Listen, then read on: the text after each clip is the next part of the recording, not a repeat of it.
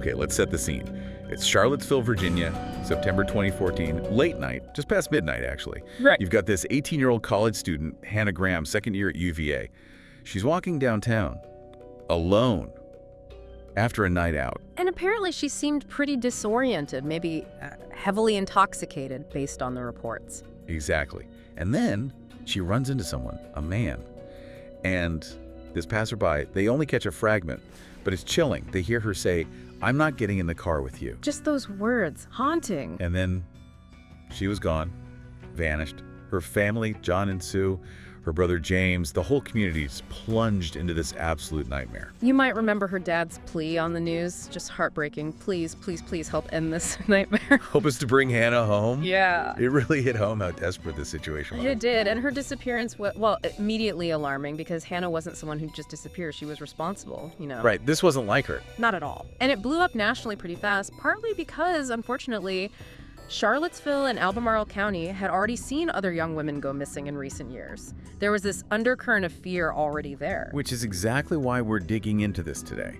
We've pulled together a whole stack of sources, police reports, research notes, case files, all focused on Hannah Graham's disappearance, the tragic outcome, and crucially, how her case ended up unlocking others. Yeah, our goal here isn't just to, list facts. We want to unpack the sequence of what happened, get a sense of the key people involved from what these sources tell us. And really pull out the core insights, right? Understand the investigation's path without getting totally bogged down in every single detail. Exactly. Get to the heart of it. Okay, so let's start with Hannah Elizabeth Graham herself. Just 18, as we said. A UVA student. Born in England, actually, but the family moved to Fairfax County, Virginia when she was young. Settled near Stratford Landing, close to where George Washington had land. The sources really paint a picture of someone special.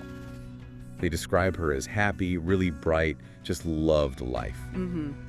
Smart, athletic, musical, just, full of energy and potential. It seems like she made a real impact on people. So that last night, September 12th, stretching into the early hours of the 13th, 2014, the sources lay out the timeline. She leaves her apartment, around 9:30 p.m.? Yeah, about then. Met up with friends. They went to a place called Fig Restaurant for drinks around maybe 10:45, 10:50 p.m. Then later, near midnight, they head to a party, Camden Plaza Apartments. Right. And this is where things start to go wrong. Apparently, she wasn't feeling well at the party, decided she wanted to leave. A friend offered to walk her home, didn't they? Her apartment was nearby. Yeah, supposedly within walking distance. But she declined the offer. The sources don't really make it clear exactly why. Maybe just wanted to be alone, maybe confusion. It's hard to say for sure. And this is where the surveillance cameras become absolutely vital, because instead of heading towards her apartment, she starts walking the other way. Towards the downtown mall area near the Tempo restaurant, alone now. And the footage shows she's, visibly struggling a bit. Multiple cameras catch her. The timestamps are just rough. 12:44 a.m. on the 13th now, heading downtown. Then by 12:56 a.m., she sends a text. To a friend, saying she was lost and didn't feel well.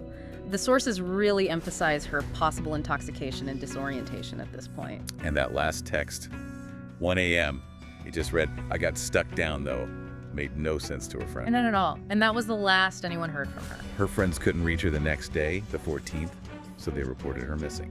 And like we said, because this was so out of character for Hannah, the alarm bells went off immediately. Deep concern right from the start. Law enforcement got involved very quickly. The community reaction was huge, immediate, partly because of that background fear of those other cases. Right. Hundreds showed up for a candlelight vigil at UVA. People started organizing searches. There was this real sense, reading the sources, that people felt they had to help find her. She'd clearly touched a lot of lives. And her father, John Graham, he spoke about that overwhelming support, the family's own desperate search efforts. Just hoping. Yeah, a terrible time for them. So now we need to bring in the other key figure identified by the investigation, Jesse Leroy Matthew Jr. Right, Jesse Matthew.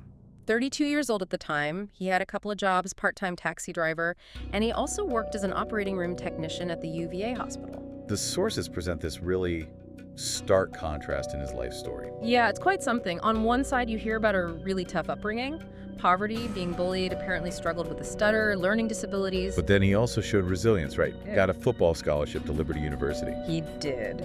But that didn't last. And this is where the sources point to what they call an alleged dark side.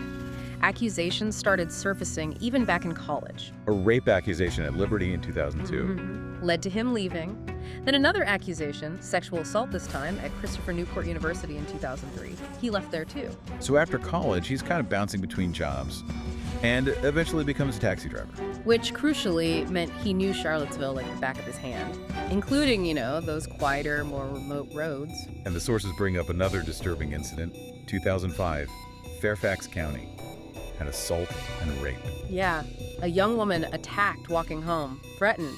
She survives, thankfully, but it sounds horrific. And the key thing there, DNA was collected at that scene back in 2005, Yeah. but no match in the databases at the time. Right. The technology or the database just wasn't there yet to link it. And the victim apparently was so terrified she moved back to India. So you have this paradox that sources grapple with.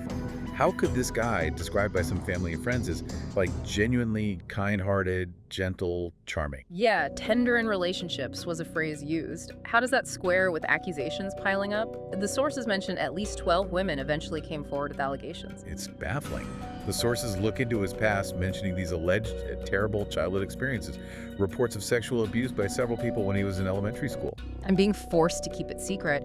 A girlfriend apparently told investigators some of this history. So the sources speculate, could that trauma have been a factor? This idea of a Dr. Jekyll and Mr. Hyde personality comes up, that whole nature versus nurture question. They also mention his father's history. Issues with alcohol, absence, even an indecent exposure arrest. Could that have played a part in his development?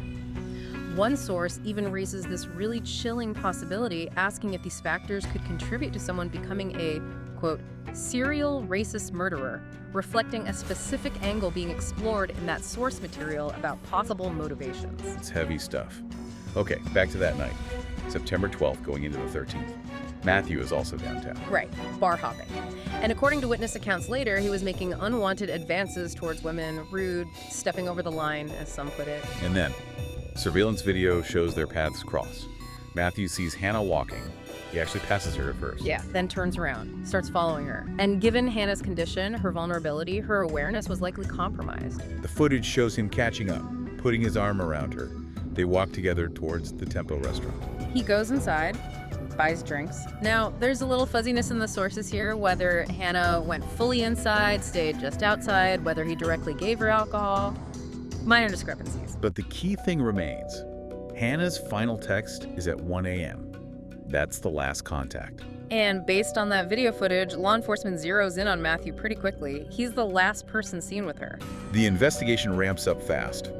Search warrants for his apartment. The first one, September 19th. They find a cell phone, but the SIM card is missing. Yeah. And crucially, Those men's shorts. yes, DNA analysis comes back. It's got DNA from both Matthew and Hannah, including sperm. A massive breakthrough. And they also found Hannah's DNA on the passenger door of his car. One source even calls his place the back-to-school killer's apartment at this stage, given the evidence. More warrants follow quickly. September 20th, they seize his phone, bedding, clothes, toothbrush, hair samples, you name it. Then a third warrant collects specific things. White shorts, a maroon shirt, a towel with some kind of reddish-brown stain. His car, that orange Chrysler Sebring, is seized too. And adding more weight, a bloodhound unit tracks Hannah's scent. Right to the back entrance of Matthew's apartment building, to the passenger door of his car, and also to a nearby dumpster. The evidence is piling up. The net is definitely tightening, and Matthew seems to know it. He does. On September 20th, he actually goes to the Charlottesville Police Department, asks for a lawyer, but refuses to say anything about Hannah. And then he just bolts, leaves the station, drives off at high speed, gives the police who are trying to tail him the sled. Kicks off a nationwide manhunt. He tries to disappear, right? Yeah. Gets a new driver's license, pulls most of his money out of the bank. Yeah, a wanted poster goes out. Description, mentioning he might be driving his sister's car, a blue Nissan. Even his own family starts pleading publicly for him to cooperate. His aunt speaks out, saying they just want to help Hannah's family find her. But he stays hidden until September 24th. He's spotted on a beach in Texas. Galveston, Texas, yeah. Someone just walking on the beach recognizes him from the news coverage. Calls 911. He was using his sister's car, that old blue Nissan Sentra, living in a tent on the beach. One source mentioned an odd detail: he'd recently bought bug spray. He's picked up, detained. The extradition process starts to bring him back to Virginia. He's officially named a suspect.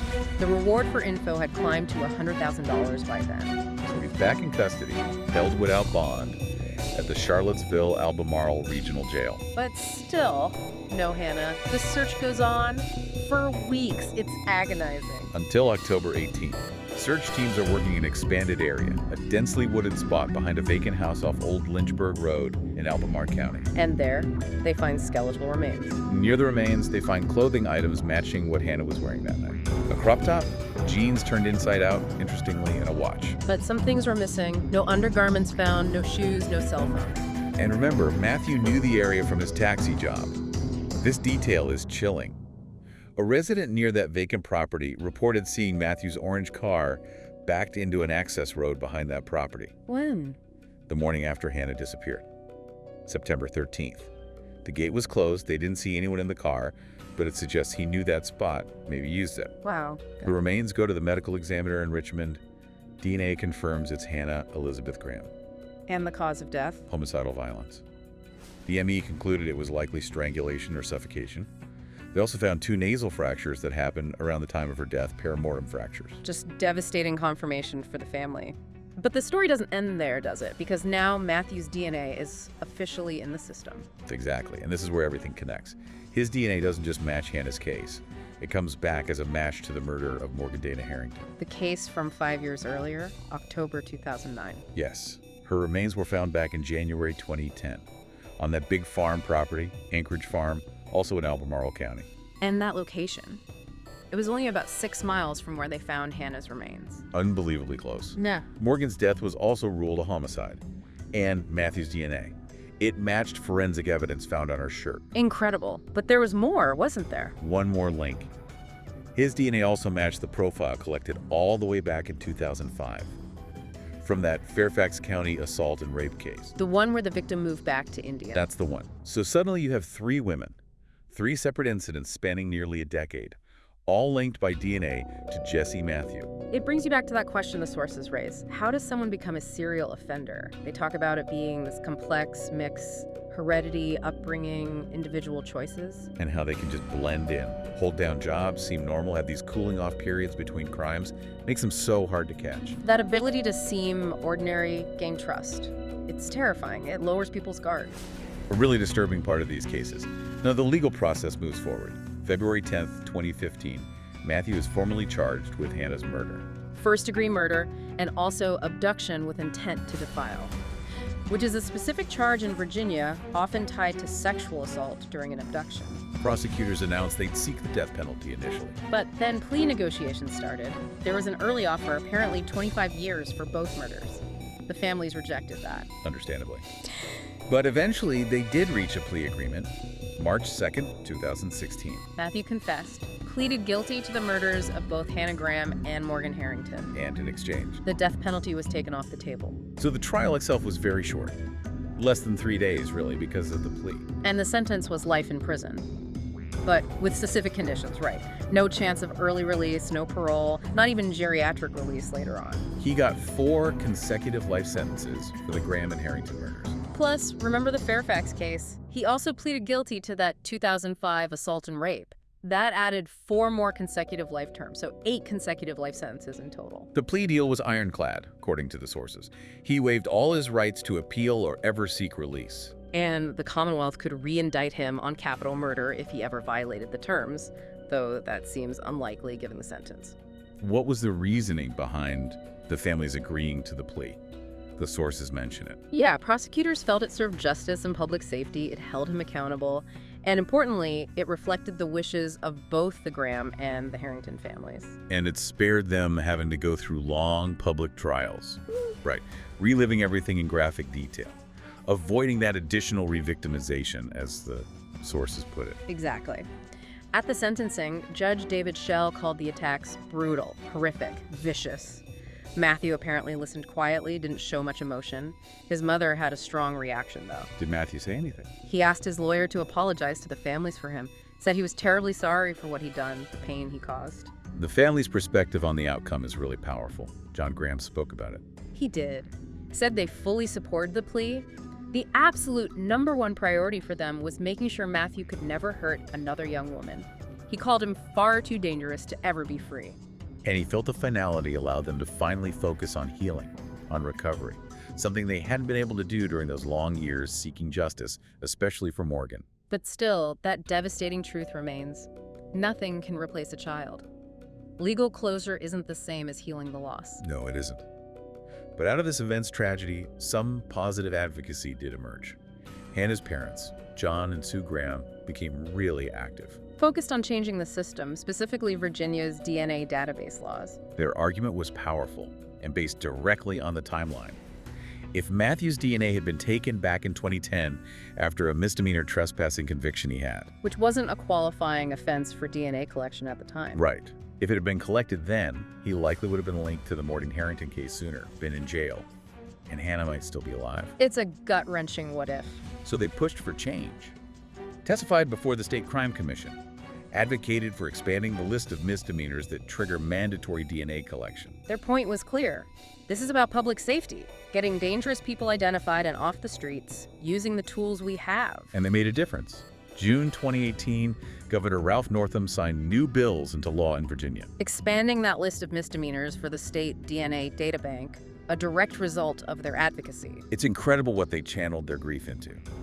And beyond the legal changes, there were memorials, foundations. Yeah, scholarships, a memorial softball tournament for Hannah, funded by friends, family, UVA. And Morgan Harrington's mother, Gil Harrington, she founded the nonprofit Save the Next Girl. Doing amazing work, funding scholarships at Virginia Tech, supporting a school in Africa, really creating a positive legacy focused on prevention. Which is so important. And if you appreciate hearing these deep dives, exploring the full context and impact of cases like this, consider subscribing to the channel, Dead Quiet Crime Podcast, wherever you listen. We try to bring this level of detail to every case we cover. Okay, just a quick update on Jesse Matthews' situation, based on the sources. In late 2020, December, he was moved from prison to a hospital in Richmond. Under security, obviously. Why? He'd been diagnosed with stage 4 colon cancer back in May 2019. Wow. So he remains in custody, just hospitalized. Yes, under the Virginia Department of Corrections. Gil Harrington had a really thoughtful comment on this, reported in the sources. She said while she gets updates, she's not really invested in retribution or his, quote, inevitable demise. What mattered most to her? That Jesse Matthew, the back-to-school killer, as the source called him, was stopped. That his horrific crime spree is over. That was the crucial outcome for her. As of late 2022, the source indicated he was still alive. It really underscores that point from the sources, doesn't it? Yeah. How people capable of such violence can just exist among us, seemingly normal lives. Holding jobs, interacting with people.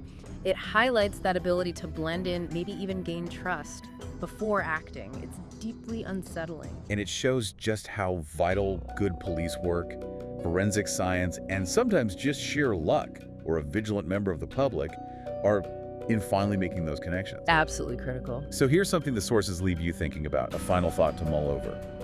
If Jesse Matthew hadn't been caught when he was, if that DNA link hadn't finally been made, would we eventually have learned about other cases linked to him? Or would there just have been more names?